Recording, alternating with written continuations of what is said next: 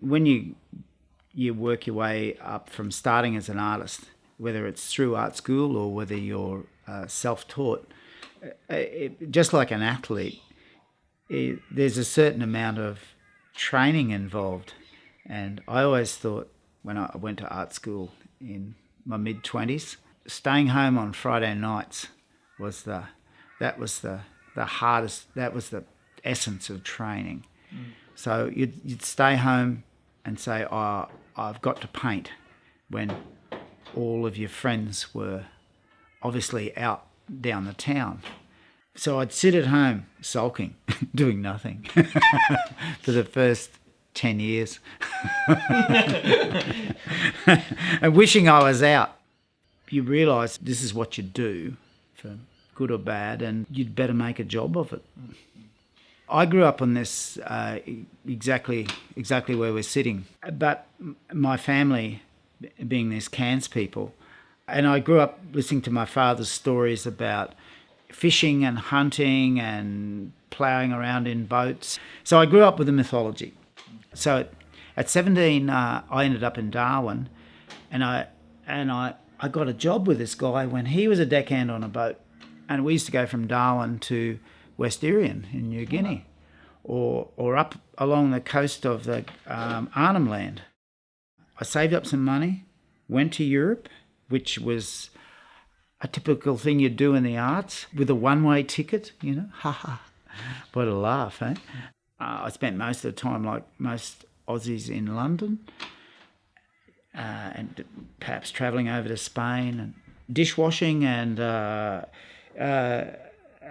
checking it all out. And I just said, oh, stuff this, I might as well earn real money. And I thought, oh, I'll come back. And I rang up my cousin and said, oh, do you need a deckhand? Because he'd owned his own prawning trawler by then, and he'd work out of Redcliffe. I wasn't much of a deckhand, but I tried to paint them on site up there, but it wasn't until I'd come back, and I didn't go up there the next season, and that's when they really made the money. So those pictures would have been the early 80s? Yes. You had your first show, I think, with Ray Hughes in 85? Yeah, and I had a show before then. Yeah, at a community? At a community arts thing in about 81 or something like that. Yeah. And is that where they were showing? Yes. And I had this big figurative sort of life on a trawler. Fast forward a few years, so you've been showing with Ray for 3 years, and then in 1988 you become the second recipient of the Moët Chandon Fellowship. By this stage you had Max, so you stayed in France, but you also spent time in the UK as well, the Space Studio. Yes. So tell me about that. One was a commercial residency, a commercial art prize, and the other one was a VAB art prize, which plonked me in London. And in France, we spent more time in the Champagne area, which was rural France. And I was making figurative paintings, and the Brisbane art dealer managed to do put together a show at the Venice Biennale, and it was a totally unofficial, what would you call it? Like a satellite show. A satellite show, This is in 1990, I think. Yeah. Is that right? 1988.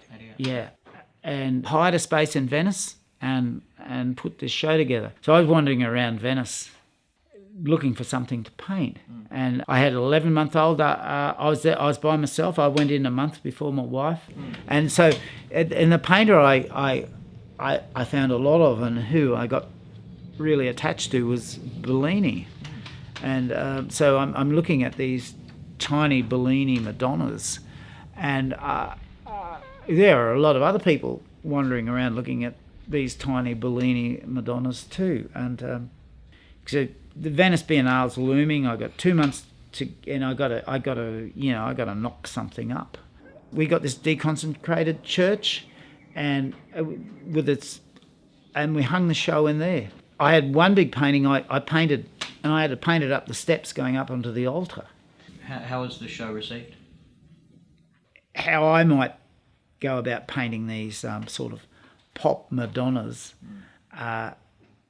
didn't click any sort of cultural things for a lot of Europeans. They just scratched their head and went, "Holy shit!" In the middle of it, I had an exhibition with these European religious Madonna and child things. Then I got, I've done them to death, do depositions, do piatas, and but no religious background at all. So it's all sort of just pretty colours to me, sort of thing. And for people that are living there amongst that stuff all the time, there's all these cultural things that are going on, and I'm sort of oblivious to. So some of them just said, "Oh wow, this shit looks like it's from Mars or something. It's from another planet," You'd won the Fleuro Landscape Prize. Tell me about the landscape. When did that really start? My wife's parents were in between Nanango and Kingaroy in the country there. We do lots of weekends up there. I'd paint little landscapes as a sort of a hobby. As an aside. Yeah. And I started in small canvases in oils, and it was my hobby, and a relaxer, and it was through necessity that I changed the mediums. Mm-hmm. So I jump about in mediums. I get bored doing the one thing all the time. Well, thank you so much for allowing us to visit. It's been fantastic. Oh, thanks for bothering. Boom, boom.